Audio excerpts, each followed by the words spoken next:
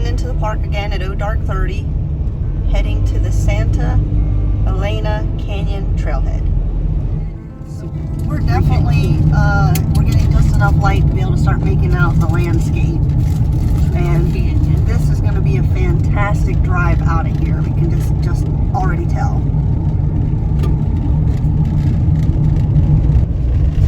Alright, so we're probably about 7-8 miles away from the canyon, and we've just been looking at this beautiful mountain range, this rock wall. It's kind of like the Game of Thrones wall. I know, I was just thinking that too. Yeah, that's the wall. Except it's not ice, it's just a wall. And we have not seen any dragons. Alright, so Shenandoah, the roads are squirrels. Mm-hmm. Big Ben, Rabbits. yeah, bunnies everywhere. I mean, how many now, you think? 10? Oh yeah, we've probably had to break for at least 10 bunnies in the last, what, 5 miles? Yeah. I keep slowing down. There's another one. 2 of them. There's 2 of them. Come on, bunnies. Yeah, there's one still over here. Stay off the roads. There's one right there. Yeah, they're everywhere.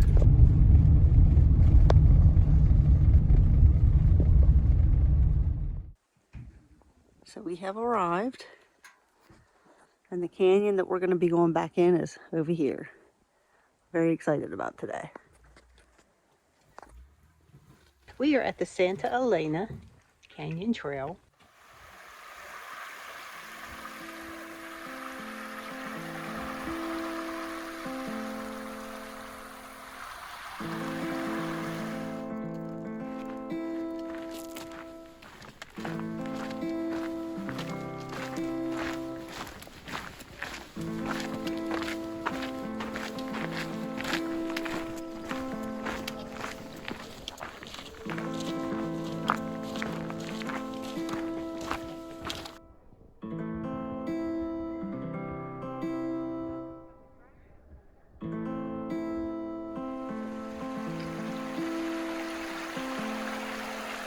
So Shannon and I just finished the Santa Elena Canyon Trail. It was spectacular. Yeah. Just beautiful. Lots of pictures and video.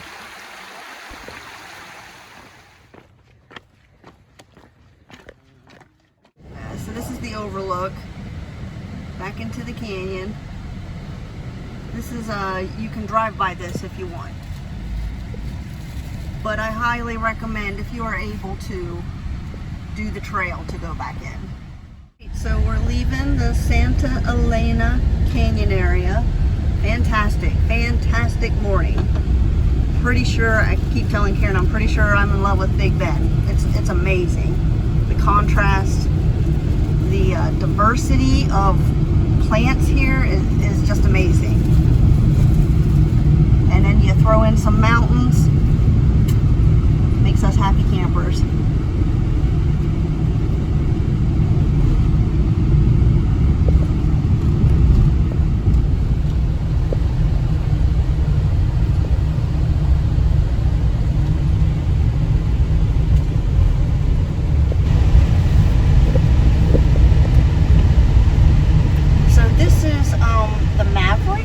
Scenic Drive, I believe.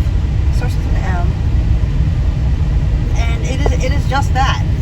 On the way in, Karen and I were saying we can't wait to see this coming back out, because you could just tell it was going to be spectacular. You got your mountains. You got this awesome wall over here.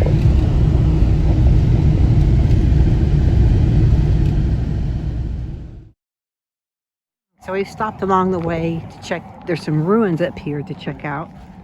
This is the Dorgan Sublett Trail, but we're just coming up here just to see these ruins, as you can see up here. Pretty cool.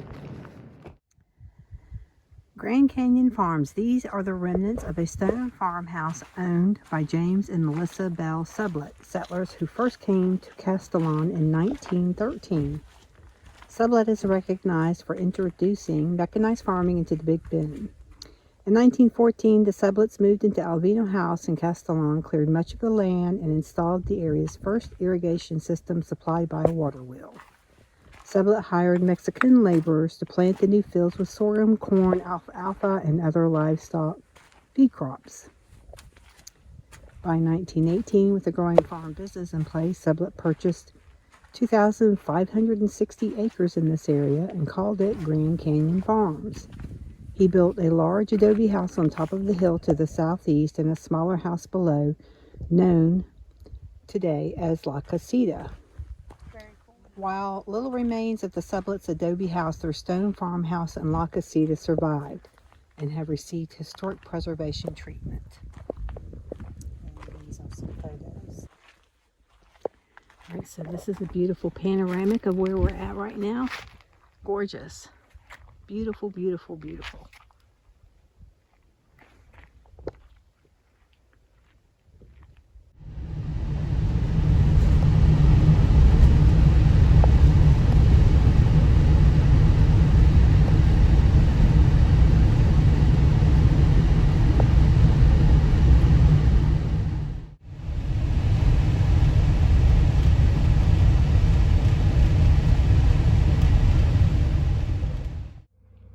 All right, so the drive out to St. Elena Canyon is about 30 miles.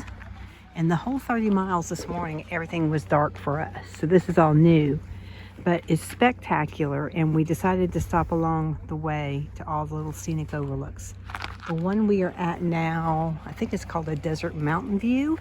So I'm gonna take this, or take you guys over here, and we're gonna take a look at this. We are approaching this view, and it's pretty spectacular, just like everything in this national park. Wow.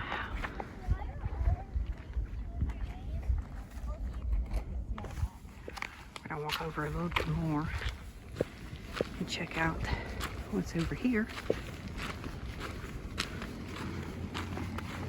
Anyhow, there's all kinds of little pull-offs, so we're going to take advantage of those today and check out everything. Wow,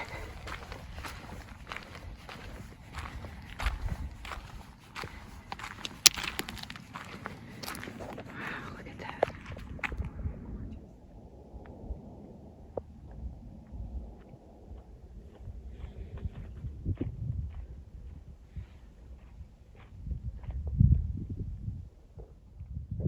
And this is a panoramic view of this particular area.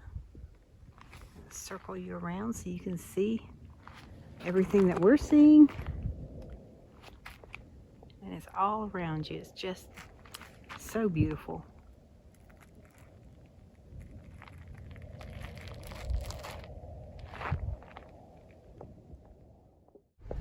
Very pretty. All right, so we're just taking a ride here through the Cottonwood campground. This is where we were hoping to get into, but it just wasn't possible. It's blooming. The trees are blooming something. Oh. They're blooming. Yeah, pretty. And these Gorgeous. little trees are a nice little welcome here. Wow. I don't know if those are berries or blooms. Pretty though. These people in the middle, this is probably the first time I'm going to say this. The middle is where you want to be in the campground. Yeah, with the shade. Well, there's lots of shade. So we are in the Castalon area, the ranger station and visitor center area. There's some colors in the background. Really cool adobe building down below. Check that out. And looks like maybe there's something, maybe that's cottonwood. I'm not sure. Not sure what that is up there. But it's beautiful through here. There's a visitor center, there's a little store. The old visitor center right here burned down. And this is a ranger station up here. Now there's a little marquee board here with some information. It says before the 1920s, no one along this part of the Rio Grande had ever planted cotton. In 1922, businessman Wayne Cartledge began to sow that high-dollar commercial crop in this river-bottom fields. He also introduced steam and gasoline-powered irrigation pumps that boosted his harvest. So Shannon's going to go down and check out the Albino house It's a pretty steep drop down there. And I'm going to go check out some of the other parts. Hey, watch out for snakes. Right. So I'm down at this albino house. Came down to check it out a little bit closer. I've got it so you can peek in. Oh, looks like they're using it for storage right now. But wow. Even the inside is stone. Let me see if I can. Very cool.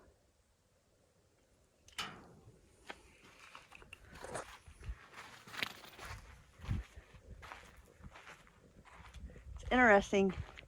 I noticed up top that the roof is flat.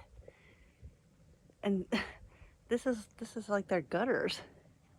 It just kind of little channels for any rain that they would get to come out.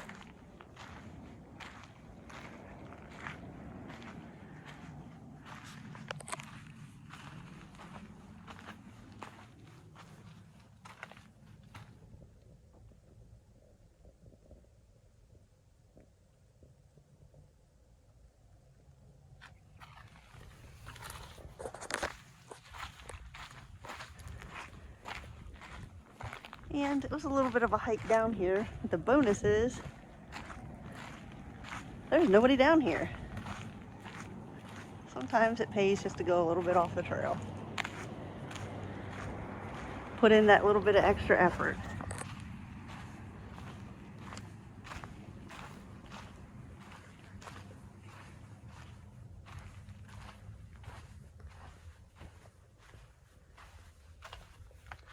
Yeah, it looks like they're using this for storage a little bit. But wow, got top at the ceiling. Very cool. All right, go find out where Karen is.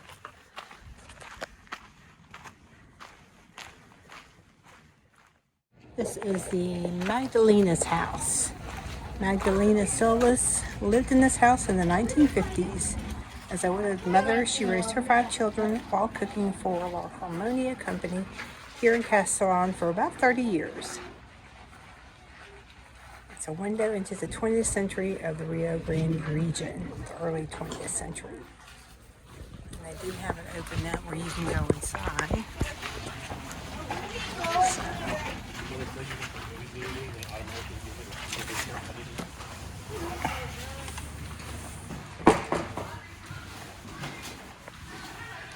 So there's exhibits and information about the area.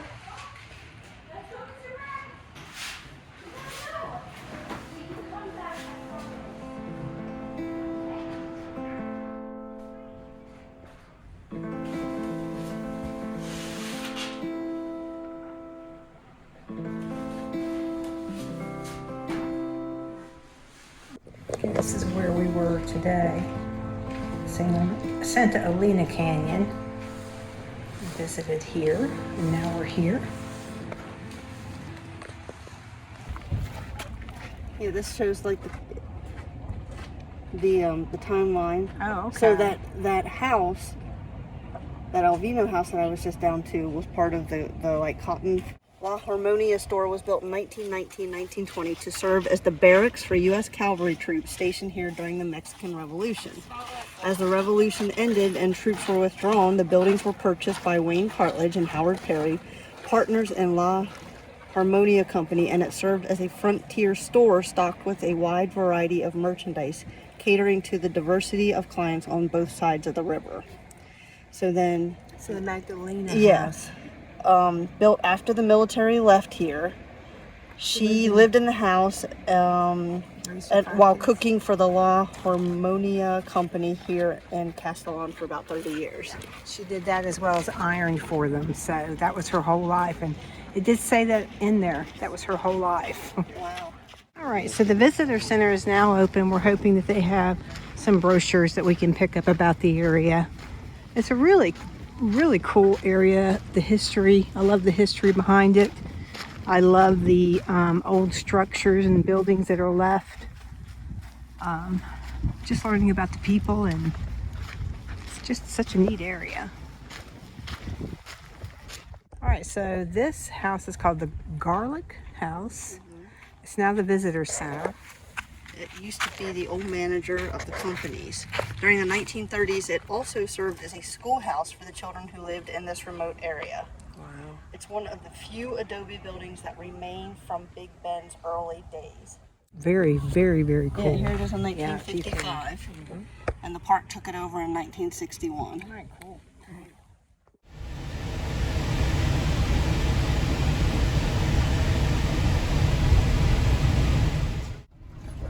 So I don't know if this is going to pick it up here, but you can see here where that has fallen from the top, and that's what's given us these layers that we're seeing.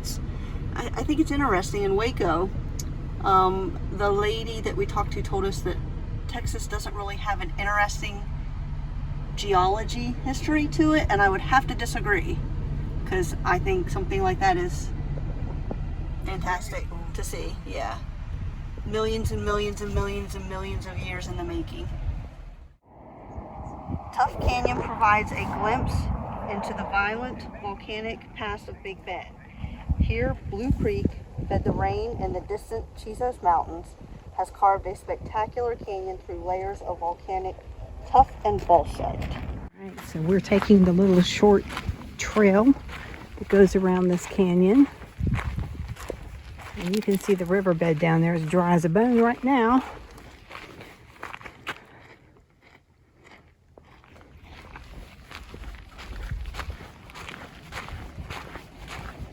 Just kind of circling around this canyon.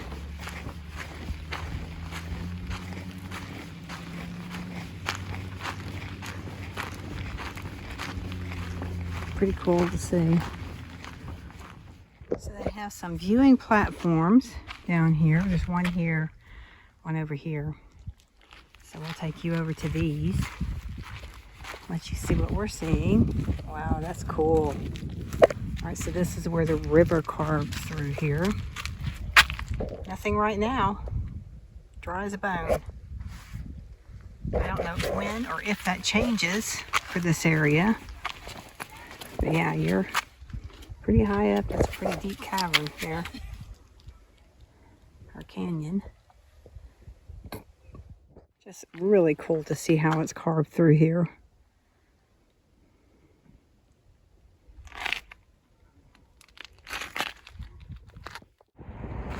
All right, you want to check out the last vista, and walking through here, you can definitely smell the plants, like we saw in Joshua Tree. Volcanic rocks lie at the bottom of Tuff Canyon. The creek is dry most of the time, but after a summer thunderstorm, runoff churns through the canyon, cutting it deeper. Flash floods carve many of the washes in Big Bend, but this canyon is narrower and deeper than most. Part of the reason is the underlying rock, the anatomy beneath the desert. Broad, shallow washes are framed by more easily eroded materials such as gravel or shale. The light gray volcanic tuff of this canyon is relatively cohesive. Powerful floodwaters will cut down through any kind of bedrock, but the tuff is better able to resist the widening effects of sideward erosion.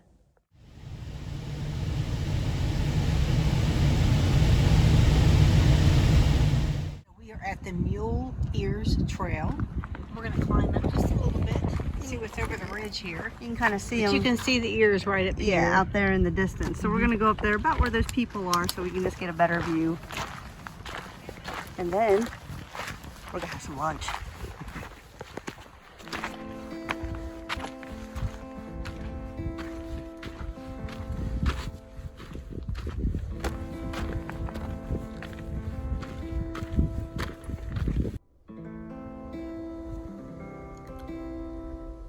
There's your mule ears. Right there. Yep.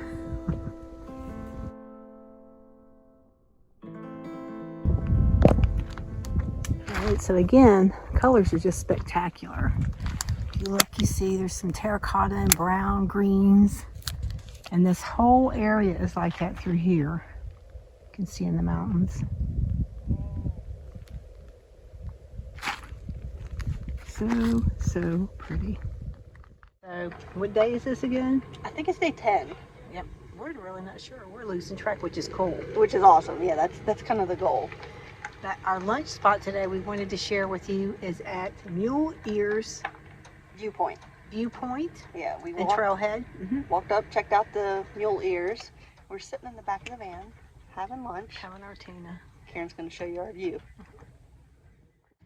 Look at that beautiful blue sky. Wow. There's a breeze back here. Yes. Yeah. There. Okay. All right, so we're up here at this lookout, and yeah, this is one that you can drive up to. This is amazing. Terrifying, but amazing. We're gonna find ourselves a spot and get out and do some looky-looing with our binoculars.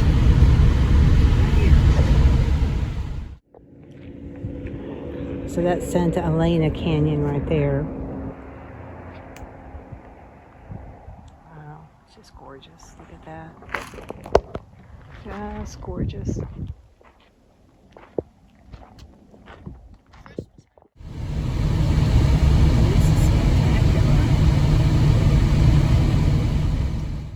So we made another stop called Sam Nail Ranch. It's a 5-minute walk. To the site of an early Big Bend ranch. Near the oasis, look for ruins of an adobe ranch house, 2 windmills, and non-native trees, figs and pecans. The Nail family planted to transform the desert. Huh. I don't think they did, though. I like looking. Really? Yeah. Cool. Okay, so there's thorny stuff out here everywhere. You have to be very careful coming through. Ooh, ouch.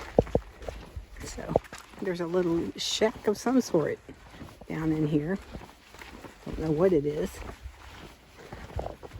Some sort of shed. Alright. Alright, so we've reached it to the tree. I don't know which one this is. Wow, it's very different for being out here. You don't see a lot of these types of trees out here. Surprised that it's made it this long. It must have some pretty deep roots. Of course, it's right next to this run, which I'm guessing provides some water sometimes for it. Looks like maybe out there was another tree that they planted.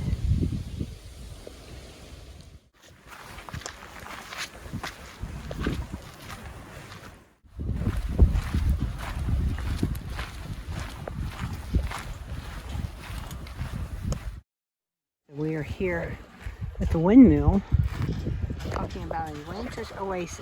It says in this green shade it is easy to understand how Sam and Nina Nail could adapt to life in the desert. Here they dug a well, put in a garden, and built holding pens for horses, chickens, and a milk cow. Like other ranchers in the area, the Nails ran stock and dealt with drought, predators, and isolation. The Nail family has left the Big Bend, but the well they dug still pumps, keeping the trees and shrubs alive. Listen for birdsong and rustlings in the grass. Life continues to thrive.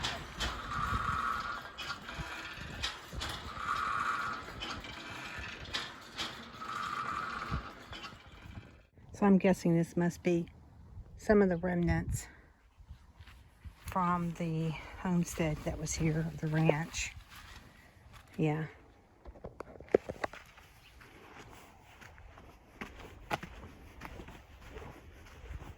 Okay, pretty cool.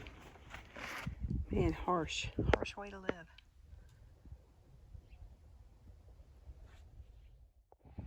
All right, we're at another roadside stop. This is talking about the Chisos Mountains here. It says that the mountain mass rising out of the desert was once molten rock.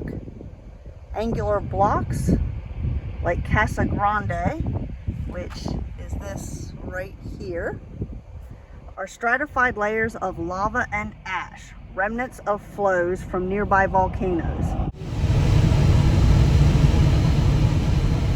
Alright, so we stopped here at this little roadside store outside of Big Bend. It's called Cottonwood. We're gonna go check it out.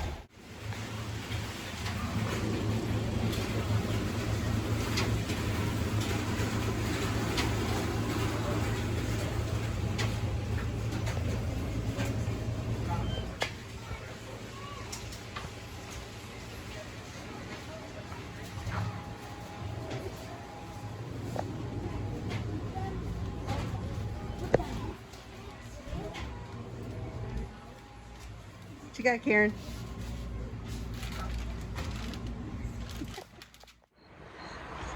Alright, so day 10 coming to an end. Yes. You can see the sun setting. Yeah, you can even see the moon. Isn't that cool? Okay. Oh yeah, you can. Yep. Okay. Anyhow, end of a really nice day in the Santa Elena Canyon, and we just really enjoyed That whole section was really interesting. It's about, you drive into the park for about 10 miles from where we're at in Terralingua, and then you take a right over into the canyon about 30 miles. But there's all kinds of pull-offs, historical sites, and things to see, trails. And we pretty much hit everything we could. Yeah. So we're both pretty tired today. Yeah, but A lot of sun today. Big Bend, amazing. Yeah, we both said it's definitely in our top 3 national parks that we have seen so far. Yeah, it's amazing. Fantastic. So, Definitely could have easily spent some more time here. However, tomorrow we're on our way to Big Bend State Park. Big Bend Ranch State Park. Yeah. And it's, from what I understand, a scenic drive through that. Just So as we're looking beautiful. forward to Yep. it. All Woohoo. right, thanks for watching, guys. We'll see you later.